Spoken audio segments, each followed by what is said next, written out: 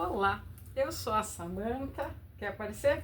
Este é o Arthur e você está no canal dele, nosso, o cão que lê.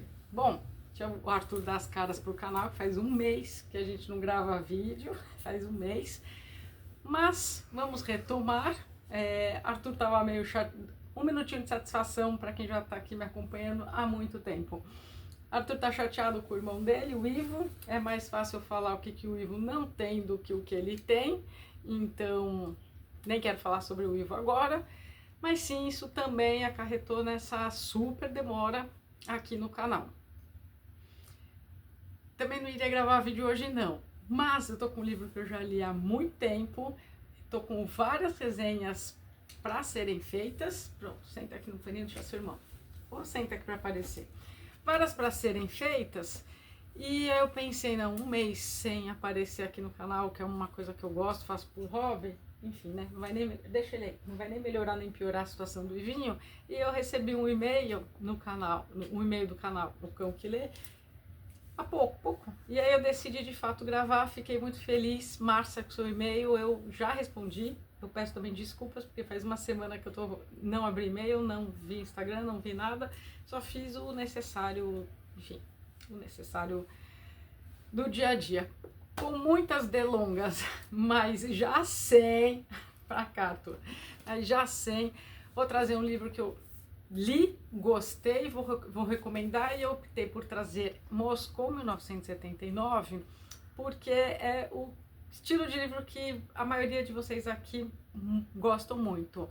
É uma distopia, é para quem gosta de política, é uma distopia que critica e muito o comunismo e trata sobre coletividade, sobre um mundo dividido em dois, a América, o Ocidente, né, representado pelos Estados Unidos, católico, em que inclusive o Papa mora em São Francisco, e de outro lado a gente tem a União Soviética, né, a parte oriental comandada, né, dominada, em que a União Soviética está no poder, em que o comunismo impera e o ateísmo também. Bom, tem muita coisa, não sei nem como vou continuar essa resenha, se dou spoiler, se não dou, porque é para quem gosta de distopias e é para quem gosta de política, porque tem muito detalhe. Este autor foi escrito a duas mãos, ele e a esposa dele, mas este autor foi um cientista político, foi um nobre, e ele nasceu em 1909 e morreu aos 90 anos em 1999. Quase você não encontra a foto dele na internet, e quem tá falando isso não sou nem eu, essa parte da foto. Tem um prefácio e um pós-fácio riquíssimo à altura desta obra. Eu separei alguns trechos para ler, alguns tons, porque para mim é de um linguajar muito rebuscado, são personagens ricos e em que a história vai se desenrolando deles a partir das circunstâncias. Então, eu não recomendaria começar a ler distopia por aqui. Ah, é porque é sombrio? Não, é uma excelente distopia, mas para quem não está acostumado com o gênero e quem não é tão fã de política mais escrachada, de certo modo, porque aqui está bem claro, eu recomendaria começar por 1984, do Orwell, por Nós, do Zamiatti, Admirável Mundo Novo, do Huxley, talvez por lá. Agora, se você já leu todas essas que eu mencionei e gosta, pode se atirar nessa aqui, feliz. Aqui é o título que eu coloquei aqui na capinha, Quando a Fé Venceu o Comunismo. Para mim, esta imagem é muito emblemática da cruz, perdão, principalmente aqueles que são católicos. Aqui fica muito claro isso o tempo todo. É um livro esperançoso, eu diria que por ter sido escrito em 1940 e com o título de 1979, e pelo autor ter sido um cientista político que se formou jovem, e não só isso, tá? Depois ele foi a campo mesmo. Em 1929 ele estava na União Soviética, ele foi como jornalista para fazer algumas reportagens, ele conheceu os 50 estados norte-americanos. Então a gente tem um autor de peso que fala com muita propriedade e que... Ai, que cientista político fantástico, que para mim ele pegou todas as análises dele e jogou aqui numa distopia que foi muito premonitória e continua atual. Talvez o que mais preocupe é como se tirar algumas referências de nome, algumas referências de rodapé, como está atual essa questão do mundo dividido em duas ideologias. Essa aqui foi uma das distopias que tem de diferencial, claro, a questão da fé. A fé está aqui desde o começo, e esta frase em latim, que significa: a cruz permanece intacta enquanto o mundo percorre a sua órbita, ela faz muito sentido a partir do momento em que você vai adentrando na leitura. Então, com muitas delongas, né? Mas já sempre eu quero que você leia, então talvez eu não dê spoiler, porque tem muita coisa boa aqui. Por onde eu vou começar? Você vai falar, você gostou da escrita dele? Gostei, mas eu achei um pouco carregada, tá? Eu demorei bastante para ler esse livro. Não é um passeio no parque, você tem que estar com atenção, porque são muitos nomes, são muitos personagens e tem saltos. Mas assim, muito nome mesmo. Vai que volta, nome dos personagens, nome das cidades. Então assim, não dá para... vou dar uma lidinha para espairecer. Não, eu me peguei, eu inclusive, que gosto da temática, que gosto da parte não ficcionada, porque aqui é um romance, né?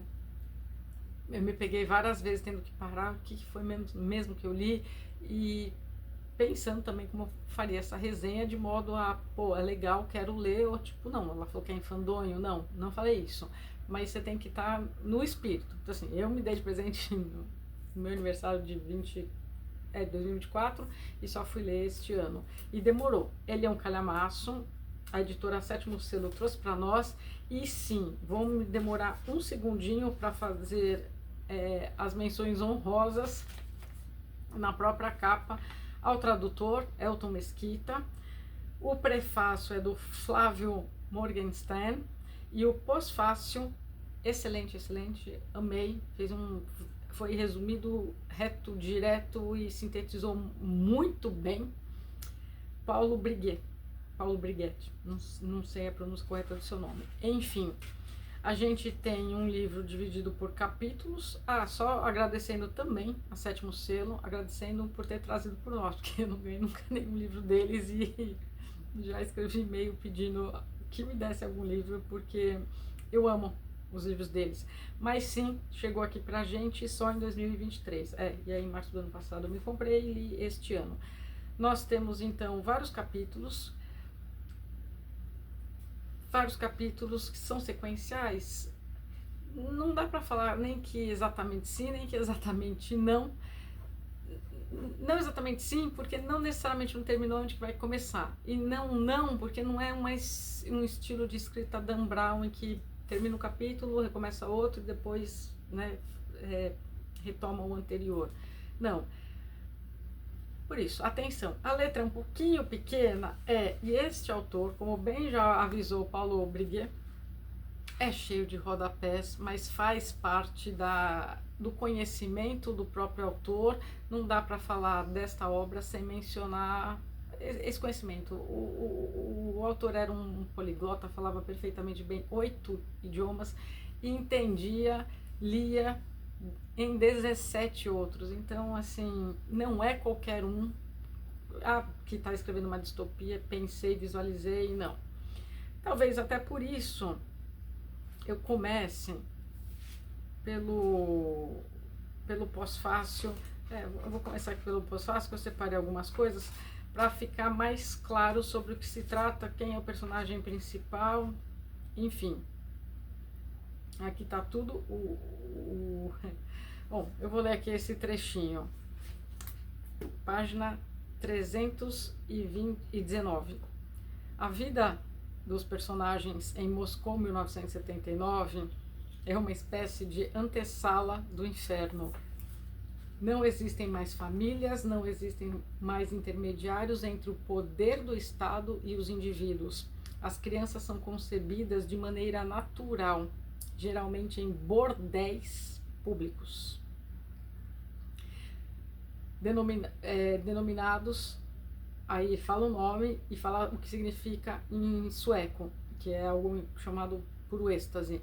Mas ao nascer são imediatamente retiradas de suas mães e levadas para creches estatais. As pessoas e locais públicos têm nomes carregados de referências ideológicas. Por exemplo, o sobrenome russo do protagonista, Krasnosnamiev. Krasnosnamiev significa bandeira vermelha. É curioso notar que o nome de batismo de Ulian nos Estados Unidos é Owen, que faz referência a um dos principais socialistas utópicos do século XIX, Robert Owen, nascido em 1771, falecido em 1858. Quando ele vira cidadão soviético, recebe o patronímico Karlovich, ou seja, filho de Karl, o pai do socialismo científico. Ao frequentar, aí volta para esse puro êxtase que eu falei acima, Ulian apaixona-se por uma mulher chamada Barricadica, nome que evidentemente simboliza a mentalidade revolucionária. Juntos eles têm um filho, mas Barricadica morre no parto. Isso eu já vou falar agora para começar a história. A criança recebe o nome de Oktyabrsky, em russo, outubro. Então, a bandeira vermelha e as barricadas resultaram na revolução, cujo rosto é do cínico e ressentido OK mesmo, né? OK.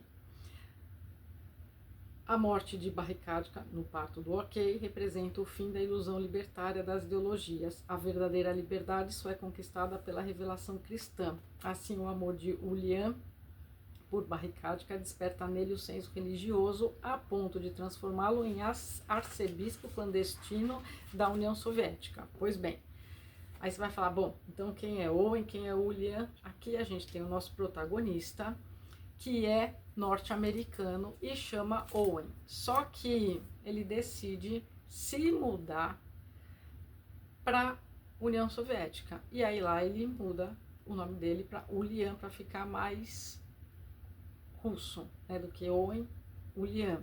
Karlovich, né, patronímio, e esse é o nome dele. E ele alcança uma alta patente dentro do regime comunista, mas alta mesmo. E aqui tem mais coisas, tá? Tem bastante teoria, como eu disse, no prefácio e no pós-fácil.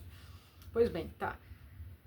Aí você vai falar, bom, aí o que aconteceu? Aí ele logo ele se apaixonou e tiveram filhos, só que não pode ter filho, os filhos pertencem ao Estado e é proibido, tem uma lei aqui no livro, em que é proibido você saber de quem que você é pai ou mãe. Então, assim, as mães dão à luz depois dessa festa, que é incentivada pelo governo, pelo Estado, nesses bordéis. Então, assim, é só por prazer e engravidando, essas crianças já são encaminhadas e com outros nomes, e enfim.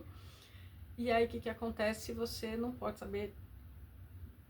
Primeiro que aí as crianças já são doutrinadas a não saberem, nem quererem saber quem são o pai e a mãe. Só que ele, não se esqueça, o Ulian, ele veio dos Estados Unidos, e de uns Estados Unidos católico, em que até o Papa, como disse no início, não tem Vaticano, o Papa mora em São Francisco.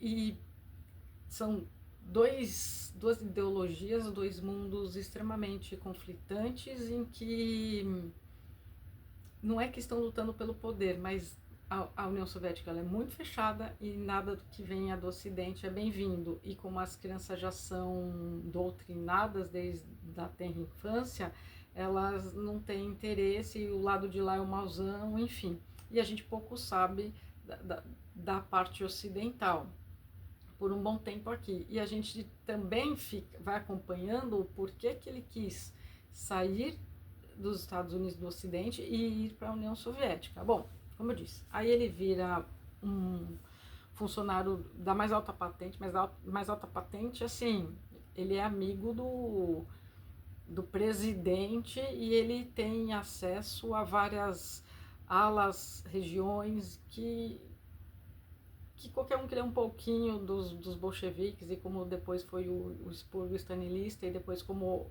Stalin organizou, é isso, tá? É bem isso. Não à toa, o autor, retomando no início, esteve lá em 1929, ele viu tudo isso de perto, principalmente quando o expurgo começou em 1930. Então ninguém contou, ele viu e retratou aqui de forma romanceada. É sombrio, é denso, ou faz os personagens, logo a gente, se questionar sobre os reflexos dessa polarização, os reflexos das duas ideologias, a questão da liberdade, individualidade, Estado no poder, enfim. Então, é muito rico. Bom, vamos lá as partes que eu separei, que senão não teria adiantado de nada eu separar. Vou tirar meu óculos que fica mais fácil para eu ler aqui para vocês. No início aqui, o que eu separei aqui? Aqui ainda é um trechinho do prefácio. Olha o que o autor disse. Aí eu já vou entrar no tom do livro. Quanto mais se fala em nome do povo, menos o povo participa. O processo decisório que antes ficava em uma complexa, mas às vezes eficiente hierarquia, ele cita exemplo, como os casos austríaco e alemã, é trocado pela burocracia com discursos de mobilização das massas. Em nome da classe, da raça, da nação ou hoje da democracia em si. O poder fica mais concentrado na democracia. Aquele que move as massas não precisa mais responder à autoridade onisciente e inegociável como nos estados confessionais, e sim torna-se Deus, exigindo seus próprios sacrifícios. Todas as decisões são tomadas não como uma tentativa de obediência e reflexo de uma autoridade divina vigiando governantes e governados, mas com o governante tornando o lugar do Altíssimo. E segue aqui com bastante conteúdo histórico. Então, assim, é um livro que vale a pena o investimento? Vale. Se você gosta dessa temática, pode se jogar de cabeça. Aí aqui uma distopia pouco usual, porque ela tem muito da fé. Aqui nessa distopia, eu vou bater muito nessa tecla, para mim a fé venceu o comunismo, e aí aqui a gente tem, esse aqui vale a pena eu ler para vocês, eu vou entrar na história e vou encerrar. Ó, neste cenário de um mundo polarizado, dividido, Owen, que adota o nome de Julian, abandona sua vida ocidental, se mudando jovem para a União Soviética, em busca de algo que ainda não sabe o que é. Dá aquela impressão assim do personagem agora falando, tô insatisfeito aqui é opressor, deixa eu ver o que tem do outro lado. E aí ele descobre algo mais opressor, algo que te tira as individualidades, enfim. Mas eu vou continuar aqui seguindo aspas o que o autor do prefácio disse. Neste mundo estranho, Julian descobrirá rapidamente um caminho de proibições, a começar pelo amor. A veneração de um sentimento individualista não combina com o regime, que favorece o sexo como mera compensação pelo trabalho, feito de maneira anônima no escuro. As crianças são rapidamente tomadas de seus pais pelo Estado. Vou falar disso. Após o experimento médico, com consequências desastrosas, e valendo-se de seu reconhecimento como um dos melhores trabalhadores do regime, Julian embarca em uma jornada de resgate daquilo que chamaríamos de normalidade. Um dos temas fundamentais do livro é o da religião católica como a religião natural do homem. Julian descobre a verdade metafísica da existência, não por revelação ou conhecimento, mas pela experiência refletida de que seu amor não cabe apenas na carne e no tempo carnal de uma vida humana. A religião católica é conhecida no fundo da alma humana, e não em arranjos vistosos como catedrais e procissões, mas tal como os primeiros cristãos, nas catacumbas escondidas. E aqui segue, tem muito mais coisa. Aqui, ó, os grandes fatos políticos são vivenciados pelo prisma pessoal, ao invés da fria descrição histórica. A vida dupla de Julian tem a dificuldade adicional, por ser uma alma imortal, observando outras almas imortais, no mundo sem o conhecimento de Deus, tendo a eternidade como origem e destino, e não uma mera tramóia política. Pois bem, o que vale aqui eu mencionar para vocês? Então a gente tem ele, que até então tinha abandonado o catolicismo, os Estados Unidos, beleza, vou para a União Soviética, galgou altos cargos, se apaixona pela barricádica, o que é proibido. Eles têm um filho aqui nele, e ele chega a conversar com ela pouco antes da morte, isso não é spoiler, tá logo no início do livro, e aí pauta tudo, que daí você fala, bom, agora vai seguir daqui, não necessariamente que o autor vai zigue-zagueando. E aí eles têm um filho, porque ela morre na hora do parto. Ele depois vai travar uma busca enorme para saber quem é o filho e aonde ele foi parar. Por quê? No regime comunista, você não faz aquilo que você quer, você faz aquilo que o Estado quer que você faça. Então você é designado para onde é preciso que seja. E aqui tem, eu já trouxe resenha de relatos verdadeiros, teve o do Buni também, mas teve nos campos de concentração soviéticos, enfim, gente que viveu e relata isso. Era de uma função, tinha uma profissão, mas foi deslocado e realocado para algo em que o partido decidiu e você não tem poder de escolha nenhuma. Quando ela morre, ele começa a se questionar, e aqui a gente acompanha muito dessa jornada dele, a questão do, mas a vida é só isso? Nascer, crescer, morrer? Eu tenho que me apegar a algo mais. E aí o nascimento do filho foi esse algo mais que reaviva nele esse sentimento. Aí ele fica numa encruzilhada, porque ele não pode retornar aos Estados Unidos, porque ele já galgou um espaço grande dentro do regime comunista, e ele ilegalmente começa a agir, atuar como um arcebispo, como aqui no pós-fácil foi bem colocado, mas de modo a ter que esconder de todos os outros, e de todos os outros é de uma censura enorme, desde a secretária que está olhando, vendo se tem coisa diferente nele, desde não sei quem que está vendo que ele não foi mais pro bordel, não sei das quantas, desde tudo é monitorado, tudo é extremamente controlado, mesmo para ele que tem tudo isso, a regalia é pouca. Tem uma cidade aqui que você fica durante um tempão pensando, tá, mas que tanto tem nessa cidade, que tanto tem nessa cidade? Não vou falar, pronto, decidi. Quando você descobre, você fala, não é possível, não é possível. Acho que eu separei mais uma coisa aqui para falar do nome também, que é Deus esquerdista, God que ele mistura God em inglês e um polonês, acho. Então, assim, você tem que pegar essa questão dos nomes. É cansativo, tá? Vou sempre repetir isso para a pessoa. A Samantha me indicou um livro, que não é patrocinado, eu não ganhei, não tem link de Amazon, nada. É só um livro que para você pensar os nossos dias, os dias de hoje.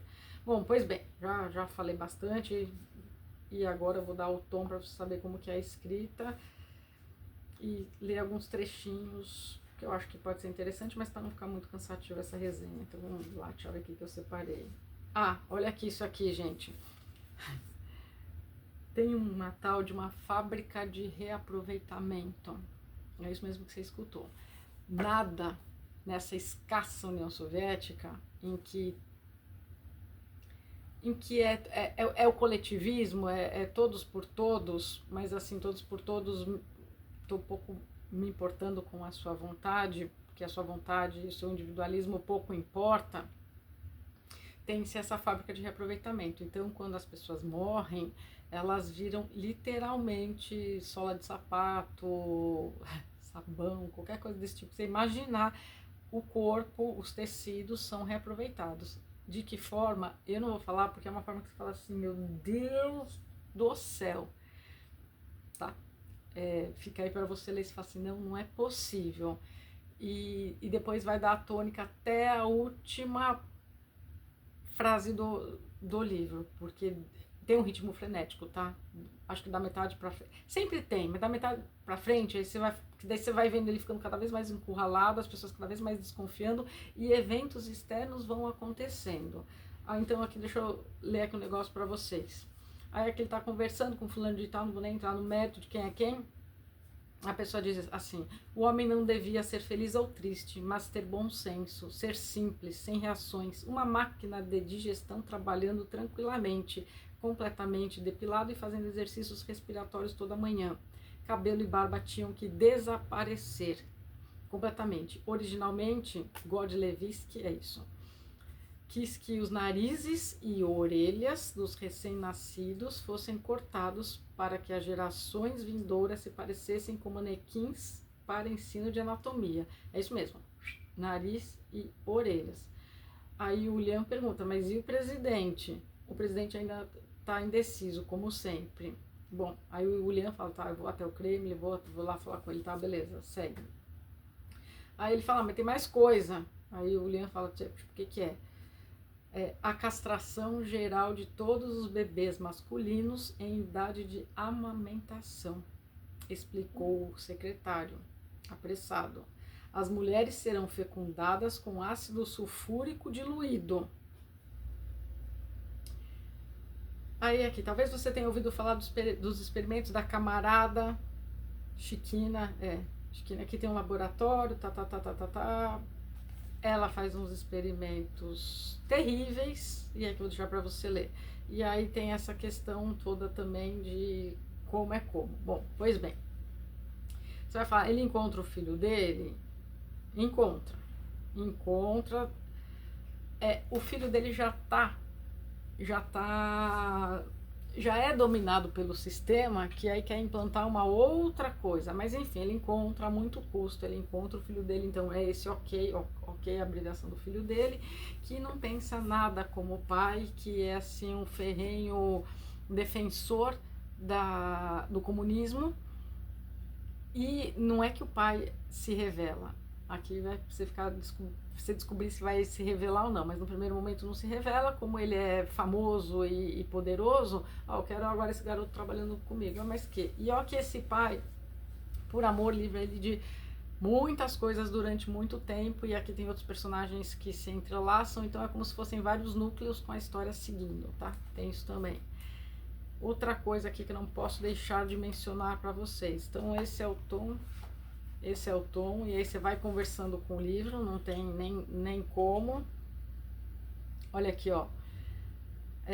Olha que interessante. Na escola, nossos professores de ética, de soviética, mas aqui de ética. Na escola, nossos professores de ética nos avisavam todo dia contra o emocionalismo nas questões sexuais e nos ensinavam a não confiar nos sentimentos. Qual foi a consequência? Aí fica aí para você ler, mas é a questão do coletivo. Aqui eu fiz resenha daquele livro da Ayn Rand, O Cântico. Eu recomendo que comecem por lá do que por aqui, para entender bem a questão do coletivo, da igualdade, da inviabilidade, desses conceitos chaves para o comunismo poder reinar e dar certo. Não dá para você poder expressar sua individualidade, não dá para ter liberdade sem a individualidade. E quando essa massa quer se tornar igual, então vamos para a esbórnia, então vamos para luxúria, né? Que sentimento que nada, curtir a vida, se assemelha muito, não vou dizer em 1979, que na vida real a gente já sabe o que aconteceu, né? Que aqui ele jogou 30 anos à frente a distopia dele, quase 40, né? 39. Mas a gente, finzinho de 2025, tem muita semelhança sim. Bom, então daí tem também essa questão para pensar, tem essa questão, nossa, não é de filho desaforado, mas é que ele começa a contestar. Você vai falar, começa a contestar, isso não é bom, ele começa a colocar em dúvida, assim, ele não começa a colocar em dúvida, é isso, ele começa a achar estranhos esses comportamentos do Lian, que até então ele não sabe que é o pai dele, e ele começa a se questionar, por que não? Porque quando você já é doutrinado da mais tenra infância, você quer provar e quer galgar alguma coisa, sendo que o sistema não vai te permitir ascender, ele só vai usar isso enquanto você estiver tendo algum tipo de serventia, e aqui fica bem claro isso o tempo todo, e aí você tem vontade de pegar a cara desse ok e esfregar, tem, e até o ok é tipo um ok no sentido, nossa, não tem nada ok, né, menino, que assim, enfim, suscita emoções também. Não vou falar que eu morri de amores pelo Lian, a gente vai aprendendo a gostar dele, porque a gente vai entendendo o que ele foi passando, mas esse ok é tipo, nossa senhora, nossa senhora. Bom, pois bem, aí você vai falar, tem alguma parte da igreja? Tem bastante parte da igreja. Teve um acontecimento real que é colocado aqui também. Ah, olha que interessante isso aqui, né? Então, eu já tô já acabando, Bom, bem aleatório também, ó. Se tensões internas ameaçam os alicerces do Estado e o funcionamento seguro da máquina governamental, se movimentos doutrinários travestidos de ortodoxia bolchevique ameaçam destruir a construção do Estado, o governo deve agir em autodefesa, no interesse de todos. Suas democracesa, o presidente da União Soviética, junto com as organizações de defesa do país, promoveu um expurgo dos elementos incompatíveis de todas as tendências. Muitas prisões e reaproveitamentos foram executados.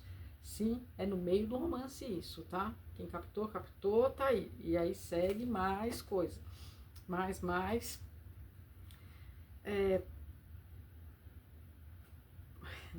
Tem um capítulo aqui chamado capítulo 20, que o título é Inferno. Tá assim, né? Quando o Lian acordou já era o final da manhã, um sol pálido brilhava sobre Moscou, seus raios se refletiam no rio Moskva. Mas as pequenas ruas dentro do Kremlin estavam conspicuamente vazias e nenhum avião roncava sob os tênues castelos de nuvens. O clima lá fora era de feriado. Alguns pardais chiureavam no batente da janela. Então assim, tem metáfora, tem uma carga pesada, tá? É só limpar aí, porque esse aqui é o verdadeiro tom. Bom, pois bem, acho que a última coisa que eu vou ler para vocês é isso aqui, ó. Aqui, ó. Dá mais um tom, que daí fica aqui.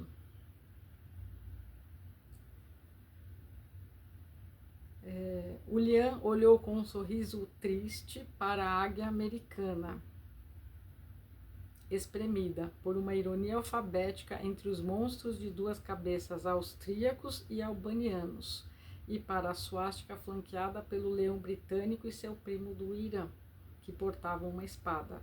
As primeiras ruas por onde passaram estavam completamente vazias e as lojas tinham sido saqueadas, com a mobília feita em pedaços e até as placas quebradas. A fúria da multidão, acostumada a esperar e receber a ajuda do Estado, vendo-se desamparada na pior emergência, era indescritível. Sentia-se enganada. Perto da praça do teatro, eles finalmente encontraram um grupo de homens e mulheres armados com facas e revólveres, rindo e xingando uns aos outros ameaçadoramente. Em nenhum lugar se viu uniformes, que até ali tinham sido a principal característica da capital soviética. Bom, pois bem, por que agora eu digo isso? E aí eu vou deixar. Bom, e aí o que acontece? Aconteceu, eu fiz essa pesquisa, mas agora de cabeça, como já faz um tempinho, eu não vou lembrar, mas passou próximo aqui à Terra um cometa que naquela época a galera achou que fosse ser o fim do mundo, que fosse ser o fim dos tempos, enfim, a Terra parece que ficou 2, 3 dias no escuro, e aqui é retratado. E aí o que acontece? Quando isso acontece, e aí tem-se sim as ligações clandestinas, tem uma reviravolta aqui na história, tem um gesto muito simbólico dele não querer cuspir na cruz, e aí aqui já está mais avançado, mas eu não quero dar mais nenhum tipo de que possa ser entendido como spoiler, enfim.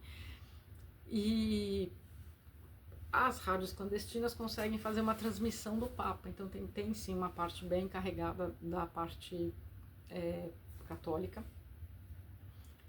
e de certo modo acha-se que o mundo vai acabar. E aí, se o mundo vai acabar, fica aquela questão bem humana, né? Então, e agora? E aí a gente tem os dois lados. A gente tem o lado dos que têm fé, o lado do Ocidente, e o lado do Oriente, ateu, que tá, então vai acabar, então vamos saquear, vamos... Só que a gente tem o Lian, que é meio que a junção desses dois mundos, no sentido, ele era um americano que foi morar na União Soviética e que teve reavivado o sentimento da fé em Cristo. Então, a cruz permanece intacta enquanto o mundo percorre a sua órbita, faz muito sentido, e tem duas frases, essa e mais uma em latim aqui, muito significativas, no sentido de... Ele tem tanta fé, transborda a fé deste personagem, por hora você pensa até que ele é real, que todos aqui são reais. Ele fala com muito amor, com muita fé de Cristo, ele tenta contar para quem nunca soube nada de nada, pro ok, para a secretária dele, para outras pessoas, o que é a vida em Cristo, o que é ter fé. Mas eu falando aqui, por mais que você do outro lado seja ateu, você sabe da história de Jesus, a crucificação, etc e tal. Agora pensa quem não tem a mínima noção do que isso seja. Então era muito difícil para ele, por mais que ele converteu quem quisesse ali naqueles momentos de então o mundo vai acabar, e ele falando da vida eterna, enfim, e que Jesus, né, enfim, é o grande salvador, é o caminho, é a verdade, é a vida, ele deixa isso muito claro. Fica muito claro aqui o desconhecimento dessa questão